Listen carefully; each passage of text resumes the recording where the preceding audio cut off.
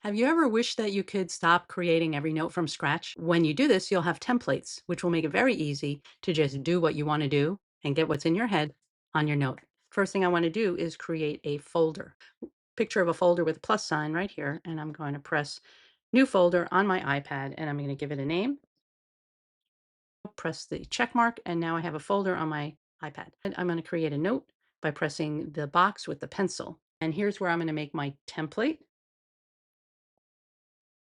I'll put that in parentheses. How did my day go? Okay.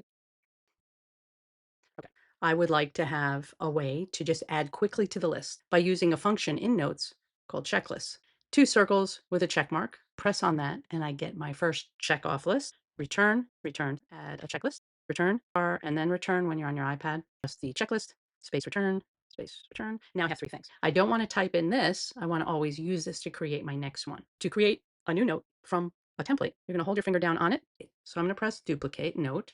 And now you'll see in my journal folder, I have two notes, both with the same name. But I'm going to take the second one and I'm going to actually put the date. Okay, how did my day go? Here. I can type into it. And when I want another note, again, just press on daily journal, press duplicate note, and now I'll have another one.